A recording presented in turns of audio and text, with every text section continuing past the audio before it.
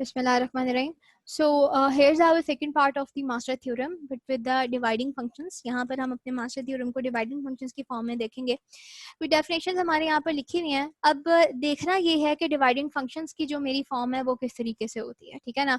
अब dividing कोई भी dividing function जो है वो मैं अपना इसको थोड़ा सा नीचे कर देते हैं ताकि चीज़ें जो हैं वो क्लियर हो जाए, ठीक है. चलें, डिवाइडिंग फंक्शन कोई भी मेरे पास डिवाइडिंग फंक्शन है उसको मैं इस फॉर्म में भी लिख सकती हूँ, ठीक है.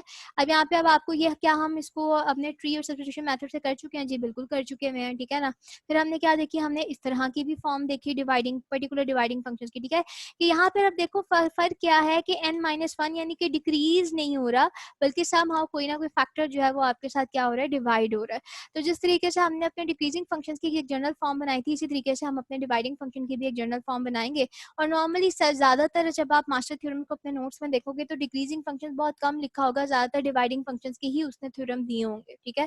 क्योंकि ज़्यादातर जो आपका इंपॉर्टेंट है और आता भी है क्वेश्चन पॉइंट ऑफ व्यू से वो आपके डिवाइडिंग फंक्शंस ही आते हैं, ठीक है. सो अल्टीमेटली ओवर हियर हमारे पास क्या है, ये डिवाइडिंग फंक्शन की एनी फॉर्म है. अब आपको पहचानने में आसानी होगी. लेट्स सपोज एनी ए, ठीक है, विच become as n-1 के बजाय I am going to write as n divided by b, ठीक है. एक जनरल फॉर्म लिख रही हूँ क्योंकि यहाँ पे b की कोई भी फॉर्म हो सकती है, ठीक है. एंड देन ओवर हियर मेरे पास क्या आ जाएगा, फंक्शन हो जाएगा जिसको मैंने क्या लिखना होता है, एसिम्प्टोटिक फॉर्म्स में लिखना होता है, ठीक है. अच्छा, अगेन यहाँ पे बड़ा जरूरी है ये चीज देखना कि अब मेरे पास a की क्या वैल्यू है. It is very necessary to see के now a must be greater than equal to 1. a की वैल्यू क्या होनी चाहिए, ग्रेटर देन इक्वल टू 1 होनी चाहिए. b की वैल्यू जो है वो ग्रेटर देन 1 होनी चाहिए. और you can it actually make sense क्योंकि डिवाइड में है तो definitely it should be must be greater then 1, ठीक है. अच्छा, एफ ऑफ एन जाहिर है 1 के इक्वलेंट क्यों नहीं होगा, क्योंकि यहाँ पे हमने कुछ ना कुछ तो डिवाइड करना ना. 1 तो बिल्कुल ही डिवाइडिंग फैक्टर को खत्म कर देगा. तो एफ ऑफ एन जो है वो हमारा क्या होगा, ये एक फंक्शन होगा, ठीक है. जिस तरह हमने उसको एन के की फॉर्म में लिखा था, तो यहाँ पे it is very much obvious कि हमारा ये जो पर्टिकुलर क्योंकि डिवाइडिंग आ रहा है तो यहाँ पर हमने ज़्यादातर अपने लॉग इन की फॉर्म में देखे थे. लेकिन ये क्योंकि ये बुक का पार्ट है, ये कुछ थ्योरम्स है, इसको हम देख रहे हैं, बाद में हम इसको मुख्तलिफ एग्जाम्पल से समझ के देखेंगे कि इनका एक्चुअल मतलब क्या है. तो समहाउ जो आपका एफ ऑफ एन है, ठीक है ना, तो वो आपका क्या होगा, you are going to write it as n k, not only just n k but this n k is going to be multiply with the log of n whole to the power of p, ठीक है. ये आपने याद रखना है, ठीक है. You are going to learn this thing. So a का फैक्टर पता लग गया मुझे बी का फैक्टर पता लग गया. अगेन ए जो है वो यहाँ पे मेरी नंबर ऑफ सब प्रॉब्लम्स आ रही होती हैं. बी बेसिकली एक टोटल कॉस्ट आती है बेसिकली जो मुझे डिवाइड करना होता है, मर्ज करना होता है अपनी सब प्रॉब्लम्स को. और डेफिनेटली यहाँ पर मेरे पास फंक्शन में कोई भी जिसकी मैंने एसिम्प्टोटिक फॉर्म में लिखना होता है, ठीक है. ध्यान से सुने. To find in time complexity of any of kind of function, ठीक है ना. आपके यहाँ पर जो भी जिस भी तरह का ये डिवाइडिंग फंक्शन आपके पास आ रहा है, आपके पास 3 केसेस आपको उसने दिए हैं जैसे पहले दिए थे, ठीक है ना. सो 3 केसेस में जाने से पहले, हमेशा इन 3 केसेस में पढ़ने से पहले you have to ultimately find 2 things, ठीक है ना. किसी भी जब भी आप कोई फंक्शन की टाइम कॉम्प्लेक्सिटी निकालो तो आपको 2 चीज़ों का ढूंढना बहुत जरूरी है. क्या क्या टारगेट क्या होगा आपका. नंबर 1 आपको क्या फाइंड आउट करना है, log of a base b कर लें आप, या जो भी इसको आप फैक्टर कह रहे हैं यहाँ पे नॉर्मली बेस बी, ठीक है. ये चीज log of a base b. And number 2, ये आपकी पहली चीज हो गई जो आपने फाइंड आउट करनी होती है. और दूसरी चीज क्या हो गई, आपका k की वैल्यू, ठीक है. So number 1, before getting into these 3 cases, ठीक है, आपको 2 चीजें बेसिकली फाइंड आउट करनी होती है with the help of these, not before, with the help of these 3 cases. तो आपको क्या फाइंड करना होता है, log of a base b and number 2 is k, ठीक है. अच्छा, बाज दफा जैसे यहाँ पर लिखा हुआ है कुछ पर्टिकुलर नोट्स में सिंप्लिसिटी के लिए इस पूरे log ऑफ ए को एक पर्टिकुलर करेक्टर से रिप्लेस कर लेता है जैसे कि x है, ठीक है ना. लेकिन यहाँ पर x का मतलब खाली x नहीं है, उस x को आपको बाद में दोबारा log of a base b पे भी कन्वर्ट करना पड़ेगा. तो it's totally up to you कि आप लिखना चाहते हो या नहीं लिखना चाहते हो, ठीक है. So based on all these 3 values, ठीक है, based on all these 3 values you have to see कि आपके पास जो है वो केस 1 क्या आता है, केस 2 क्या आता है, या पर्टिकुलर केस 3 क्या आता है. As per criteria, not the general criteria जो कि हम जिस तरीके से देख रहे हैं, हम अपने पहले केस 2 को और केस 3 को पहले देख लेते हैं और केस 1 को हम जो है वो बाद में देखेंगे, ठीक है ना। So again if I am going to write this, जो कि it's the most simplest one, जो मैं आपको बता रही हूँ, दैट वाज द केस 3, ठीक है ना। So ultimately you are going to see what is your particular k value, ठीक है ना। सो लेट्स सपोज के इसको हम इस तरह इजीएस्ट फॉर्म में लिख सकते हैं। If you know what is your log value, जो कि लॉग निकालना आसान है, log of a log b आपने निकाल लिया, और जो भी इसकी वैल्यू आती है, ठीक है, अगर वो वैल्यू आपके के की वैल्यू से क्या निकल आती है, बड़ी निकल आती है, ठीक है, के की वैल्यू से क्या निकल आती है, बड़ी निकल आती है। सो अल्टीमेटली तो आपका थीटा जो है वो क्या होगा, this theta is going to be as, आप उसको मल्टीप्लाई कर दोगे n से, ठीक है, and then it would be gone as power n log of a b, ठीक है। जैसे एन के की पावर थी ना, फंक्शन था बेसिकली आपका, ठीक है। आपका ये पर्टिकुलर थे, ये अगर केस आ जाता है तो what you are going to do, mark it as your f of n, that function, and this f of n would be consider as n k, जैसे हमने बात की थी, एंड दैट एन के यहाँ पर हमने अब पर्टिकुलरली क्या लेना है, अपनी ये वाली वैल्यू लेनी है, log of a base b, ठीक है। अच्छा, मुश्किल लग रहा होगा, लेकिन अल्टीमेटली अभी हम क्या कर रहे हैं, हम थ्योरम की मैथमेटिकल नोटेशंस लिख रहे हैं, ठीक है। जब हम इसी पर्टिकुलर चीज़ को एग्जांपल्स के थ्रू सॉल्व करेंगे तो हमें चीज़ें क्या हो जाएंगी, क्लियर हो जाएंगी कि अच्छा ये चीज़ें जो थी वो मेरी इस पर्टिकुलर फॉर्म से होती थी, ठीक है जी। अच्छा, इसके अलावा और क्या चीज आ जाती है, एक मेरे पास ये पर्टिकुलर केस बन जाता है, ठीक है। दूसरी, let suppose if something happens like this, कि मेरे पास जो है, लेट सपोज जो भी मेरी लॉगरिथम की वैल्यू है, log of a with base b, if I am going to calculate this and this particular value come equal to the value of k, ठीक है, तो हम इस पर्टिकुलर के लिए, इस पर्टिकुलर चीज के लिए आगे किस तरीके से सॉल्व करेंगे, मजीद ये आपको 3 सब केसेस देती है। Let me change the colour over here.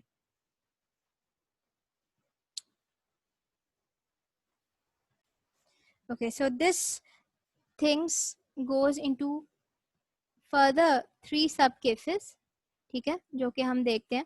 सो 3 सब केसेस क्या है, अगर आपकी ये वाली चीज केस कंडीशन ट्रू हो जाती है तो you are going to see the value of p over here, ठीक है। जैसे वहां पर a b f of n की वैल्यू थी, तो यहाँ पर हम किसकी देख रहे हैं, हमारे पास लॉगरिथम की वैल्यू है, मेरे पास के की वैल्यू है और मेरे पास पी की वैल्यू है। कैसे आएंगी हम एग्जाम्पल के थ्रू देखेंगे, बट अभी हम सिर्फ मैथमेटिक्स देख रहे हैं, इसको एक दफा गो थ्रू कर लें, उसके बाद हम एग्जाम्पल की फॉर्म में देखते हैं। तो let's suppose I calculate my logarithm value and I check it against with the value of k. अगर ये किसके इक्वल आ जाती है, के की वैल्यू के इक्वल आ जाती है, तो देन उसको सॉल्व करने के लिए मेरे पास मजीद 3 सब केसेस हैं।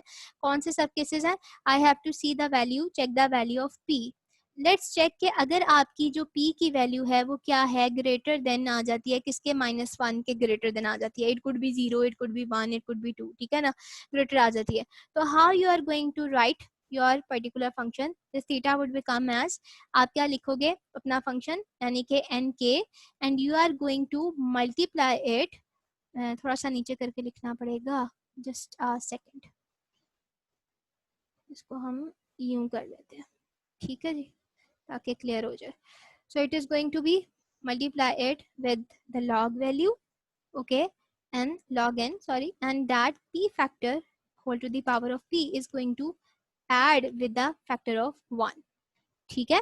अच्छा, अब अगेन अगर आपने लॉग लिया है और वैल्यू के इक्वल आ जाती है, you are going to check the value of P.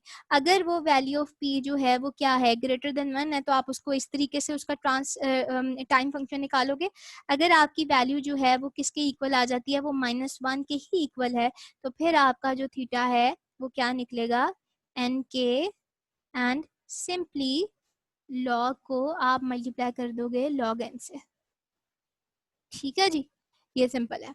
And third पे आप क्या आ जाते हैं, अगर आपका पी का फैक्टर, यू कैन अंडरस्टैंड कि अगर लेस देन आ जाता है किससे, -1 से, तो ये अगेन लेस देन वाला बहुत सिंपल है, ये आपका क्या आ जाएगा, थीटा, आप पूरे अपना सिंपल फंक्शन ही लिख दोगे, it will be equal to n k, ठीक है। सो इट्स वेरी सिंपल, आपके पास कुछ फॉर्म लिखी हुई है, डिवाइडिंग फंक्शन लिखे हुए हैं। डिवाइडिंग फंक्शन हमारे नॉर्मली अगर लॉगरिथम फॉर्म में जा रहे हैं तो आपने के पास तीन चीजें आ रही हैं, दो चीजें आपने बेसिकली फाइंड आउट करनी होती हैं, अपना लॉग फाइंड आउट करना होता है, के फाइंड आउट करना होता है, but there is a third factor of p as well, ठीक है। सो अगर आपका लॉगरिथम की वैल्यू के से बड़ी आ जाती है तो you are going to directly go for this particular thing, आप अपना थीटा ऐसे लिख दें और ये आपका क्या हो जाएगा, एक आपका केस बन जाएगा, ठीक है। दूसरा आपके पास केस कौन सा होता है, अगर आपके लॉगरिथम की वैल्यू जो है वो इक्विवेलेंट आ गई है के, तो फिर आपके मजीद आपको मास्टर थ्योरम मजीद तीन केसेस देखा है कि सुनो अगर तुम्हारी ये चीज आ गई ना तो तुम मजीद चेक करो कि पी की वैल्यू क्या है। पी की वैल्यू अगर ग्रेटर देन -1 होती है तो फिर तुमने इसकी तरफ जाना है, जैसे है ना ये डायरेक्ट हो गया, अगर ये आ जाती है तो डायरेक्ट तुम क्या लिख दो, ये टाइम फंक्शन लिख दो, टाइम कॉम्प्लेक्सिटी लिख दो, ठीक है। लेकिन अगर तुम्हारी जो है वो इक्वल आ जाती है तो थोड़ा सा और चेक करो, अब पी भी चेक करो, अगर पी ग्रेटर देन 1 है तो फिर तुमने ये लिखना है, अगर पी इक्वल टू -1 है तो फिर तुमने ये लिखना है, अगर p less than equal to -1 है तो फिर तुमने क्या लिखना है, ये लिखना है, ठीक है। सो देन ओवर हेयर आपके पास एक मजीद तीसरा फंक्शन होता है जिसमें आप क्या चेक करते हो, आपको आइडिया हो गया होगा कि आप you are going to check your log a with the base b, you are going to check कि क्या ये लेस देन के तो नहीं है, अगर वो जो वैल्यू निकलती है वो आपकी लेस देन के आ जाती है तो आपको यहाँ पे मार्शल थ्योरम मजीद दो केसेस चेक करने को कहता है कि अगर लेस देन है तो फिर ये दो चेक करो, ये बड़े इजी हैं चेक करने। इफ आप चेक करो अगेन पी का फैक्टर ही चेक करोगे, पी का फैक्टर चेक किया अगर वो ग्रेटर देन इक्वल टू क्या है, 0 के इक्वल है, ग्रेटर देन इक्वल टू 0 है, तो फिर जो आप अपना जो ट्रांजिशन फंक्शन लिखोगे दैट वुड बी एन के लॉग ई ऑफ एन, ठीक है। ज्यादा मुश्किल नहीं है, एक दो दफा लिखना पड़ेगा तो आपको याद रहेगी, रह जाएंगी चीजें, ठीक है। एंड फिर आप अगर आपकी पी की वैल्यू जो है वो ग्रेटर देन इक्वल टू 0 नहीं है तो इसका मतलब वो क्या होगी, वो लेस देन इक्वल टू 0 होगी, ठीक है। सो ओवर हियर आपका जो ट्रांजिशन फंक्शन है that would be very simple, it would be equivalent to n k, ठीक है जी। सो ये कुछ केसेस थे जो आपको याद रखने हैं in the form of master theorem with the division factor, ठीक है ना। तो डिवीजन फैक्टर में जब आप इसको याद रखोगे तो it would B so easy for you. Let's suppose let me move it over here, okay, let's suppose I have this function over here, let's suppose tn आ गई है मेरे पास 2t n/2, ये हमने किया भी हुआ है, ठीक है, +1, वेरी सिंपलेस्ट वन मैंने लिखा है, ठीक है। अब इसके अंदर आप क्या देख रहे हो, आप बताओ मुझे कि आपकी a की वैल्यू क्या है, आपकी a की वैल्यू 2 है। अब ये पहला मैं आपको इतना लंबा करके दिखा रही हूँ, बाकी आगे आगे आप करते जाओगे तो आप बिना कुछ किए ही आपको याद रह जाएंगी चीजें कि अच्छा इसका जो फंक्शन है वो ये है। b की वैल्यू क्या है, b की वैल्यू आपकी 2 है, ठीक है। f ऑफ n यहाँ पर आपका क्या बन रहा है, f ऑफ n अगर आप देखो तो यहाँ पर आपका क्या है, थीटा किसके इक्वल आ रहा है, 1 के इक्वल आ रहा है, ठीक है। But you are going to write it as, किसकी फॉर्म में आप लिखोगे, आपको अल्टीमेटली दो चीजें देखनी है, दैट ये आप किसकी फॉर्म में लिखोगे, that is you are going to write it as n log of n, ठीक है।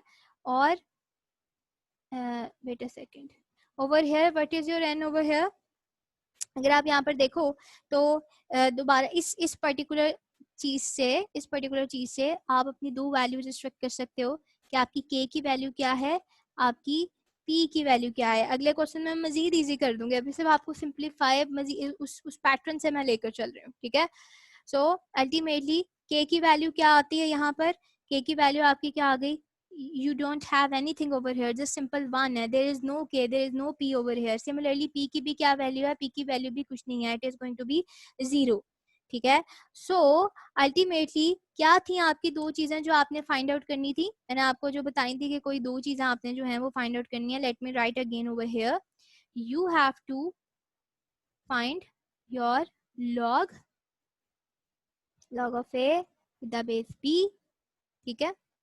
ये एक ये चीज आपने फाइंड करनी है और दूसरा आपने क्या चीज अपनी फाइंड आउट करनी है, के का फैक्टर फाइंड आउट करना है, ठीक है। अच्छा, अब अगर आपके पास ये चीजें आ गई हैं from your somehow this transition function, तो यू कैन एक्सट्रैक्ट कि what is your this particular value, first value is going to be, अगर आप इसको पुट करते हो तो log a की वैल्यू क्या है आपकी 2, b की वैल्यू क्या है 2 जो कि बेस बन जाएगी, तो you are going to check log 2 with the base 2, तो ये किसके इक्विवेलेंट आती है 1 के इक्विवेलेंट आती है, यू नो दैट। ठीक है, k है यहाँ पर, आपको ऐसा भी क्वेश्चन दिखाऊंगी जिसमें k की वैल्यू आपको पता लग जाएगी, k यहाँ पे कुछ भी नहीं है, दैट्स n पावर ऑफ 0, यहाँ पे कुछ भी नहीं है। ठीक है, so k is going to be 0 again. सही, तो with the help of these two things, क्या ध्यान से सुनना, with the help of these two things आपने ये दो चीजें फाइंड आउट कर ली, यू नीड टू एनालाइज कि ये कौन सा केस को फॉलो अप कर रहा है। ठीक है, कौन से केस को फॉलो अप कर रहा है, तो आप देखो कि आपके लॉग की वैल्यू क्या है 1 है और आपके के की वैल्यू क्या है 0 है, तो आप मुझे बताओ कि लॉग की वैल्यू जो है वो के की वैल्यू से क्या है बड़ी है। तो मैंने आपको क्या बताया था कि अगर लॉग की वैल्यू के की वैल्यू से क्या हो बड़ी हो। अच्छा, यहाँ पे जो मैंने केसेस आपके बुक पॉइंट ऑफ व्यू से लिखे हैं, मैं थोड़े से शायद मैंने बताने में गड़बड़ी कर दी है, लेकिन जो मैंने बताया मैं उसी के अकॉर्डिंग आपको लेकर चलती हूँ। ठीक है, तो ये आपका क्या है केस 1 जो मैंने आपको बताया उसमें ये केस 1 पे आ रहा है। ठीक है, केस 1 पे आ रहा है, ये मीन्स कि आपके लॉग की वैल्यू जो है वो क्या हो गई है के से बड़ी हो गई है। तो केस 1 आपको क्या कहता है, अगर मैं दोबारा से आपको जो है वो पीछे लेकर जाऊँ बजाय इसके कि मैं उधर मोड़ू, मैं यहीं पे ही दोबारा लिख देती हूँ। ठीक है, तो let us use the different colour. अगर होती है तो उसने क्या कहा था कि आपका जो फंक्शन होगा that would B n with the log of n log of a the oh sorry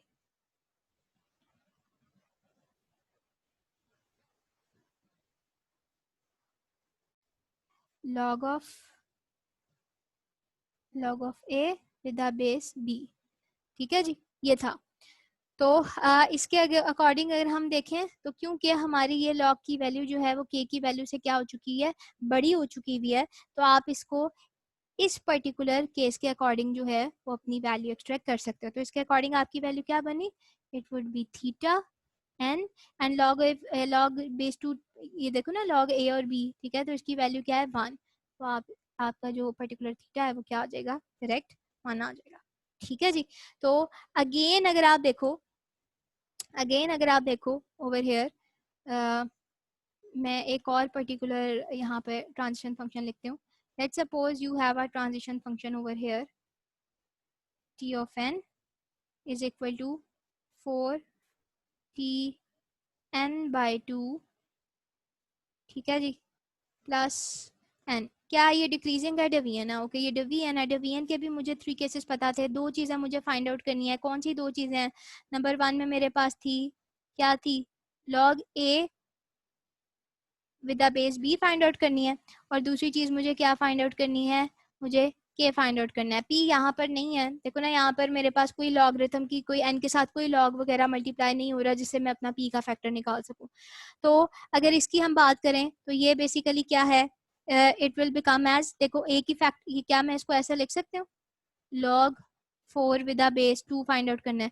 तो आप देखो आपको ये चीज डायरेक्ट लिखने की जरूरत ही नहीं है अगर आपको एमसीक्यूज में पता हो। जस्ट सी कि this thing will be the base, this thing will be the ए, तो log of 4 with the base 2 क्या होगा 2 आ जाएगा। ठीक है, k की वैल्यू क्या है, k की वैल्यू यहाँ पर देखो आपके पास ओवर हेयर एन के फैक्टर में को क्या आ रहा है यहाँ पर, इट वुड बी 1 बेसिकली। ठीक है, तो के की वैल्यू आपके पास इधर क्या आ रही है, के की वैल्यू 1 आ रही है। क्या एन के साथ कोई और भी चीज मल्टीप्लाई हो रही है, नहीं यहाँ पर कुछ भी मल्टीप्लाई नहीं हो रहा, तो मेरा पी जो है वो यहाँ पे नो पी ओवर हेयर, कोई भी पी नहीं है यहाँ पे।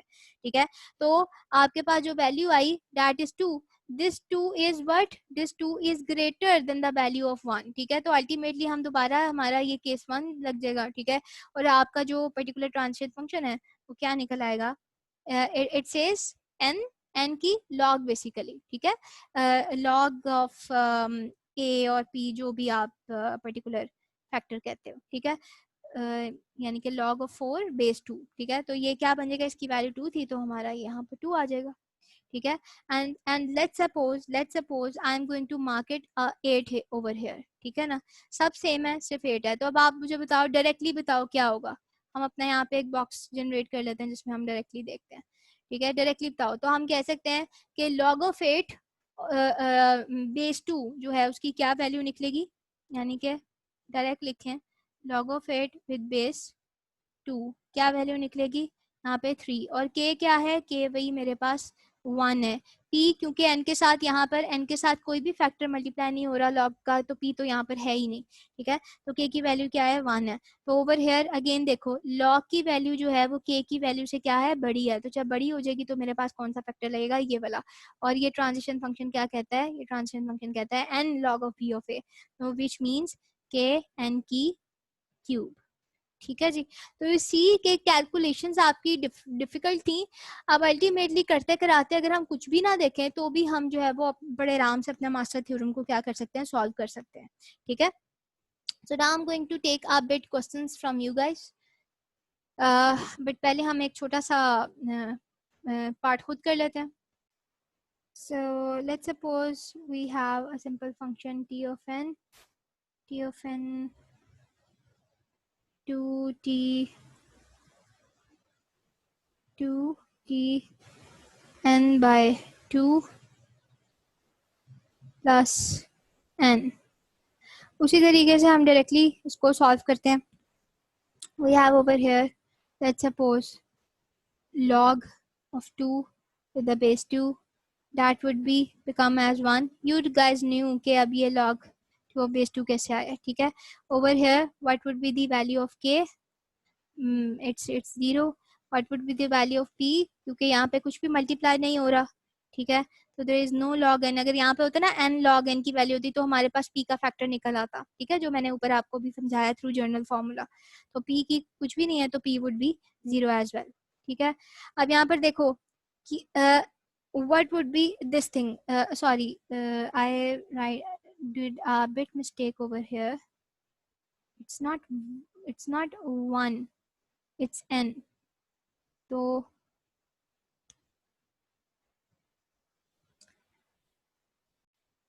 Okay, so k is basically 1 and p is 0, ठीक है जी, क्योंकि ये n है, n के ऊपर पावर 1, ठीक है। Okay, so this thing is not greater than, ये आपके पास क्या आ गया है, दैट्स कि your log value is equal to the value of k, ठीक है। तो it is going to become your case number 2, जो जिसमें आप मजीद अपना जो है वो सब केस देखोगे, ठीक है ना। तो अगर केस 2 की हम ऊपर बात करें तो इधर लेकर आए, जहाँ पर हमने अपना काफ़ी मैसी किया हुआ चीज़ों को, पीज वैल्यू जहाँ पे हमने अपनी पी कैलकुलेट की थी, ये है पी।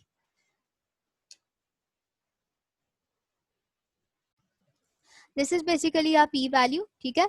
अब ये देखो जहाँ पर आपके पास क्या आ गया है, इक्वल आ गया है कि log की वैल्यू 1 आ गया, तो you have to check the p value. तो पी वैल्यू जो है हमारी क्या थी, 0 थी। तो 0 is going to be the greater than, ठीक है, सब केस 1 आ रहा है मेरे पास, ग्रेटर देन -1, ठीक है। तो I have to write it in the, so ultimately over here you can see कि हमारे पास जो है वो ये पर्टिकुलर वैल्यू जो है ये सब केस ट्रू हो रहा है। इसमें मेरे पास जो 0 है वो क्या है, बड़ा है, ठीक है। तो इसके अकॉर्डिंग क्या है, ये थीटा एन के लॉग एन, जिसमें पी की वैल्यू को मुझे क्या कर देना है, +1, ठीक है। वापस आते हैं, I am just simply writing it. Okay, so over here हमारे पास जो है वो सब केस कौन सा है, यू कैन चेक अगेन। सब केस मेरे पास क्या है, 1 है, ठीक है, जिसकी बेस पे I can write it as theta, as powers are same, so directly written as n, and basically this n will get to be over here, or I have to just multiply with directly with the log n. Okay, so yeah, things are a bit difficult and different, ठीक है, but ultimately you have to get practice, and I'm going to take questions right now, और आपको कुछ question देंगे जिसको हम मजीद इसमें से might be the thing I have right over here is wrong, ठीक है, might be the thing I have right over here is wrong, but that's इजाजत है आप लोगों के लिए क्यूरी है कि is it the right thing और is it the wrong thing, और अगर ये राइट है तो फिर किस तरीके से राइट है इसको एक्सप्लेन करके आपने लिखना है, और अगर ये रॉन्ग है तो क्यों ये रॉन्ग है, ठीक है ना, तो आपने उसको भी बताना है। So ultimately we are just going to end the session.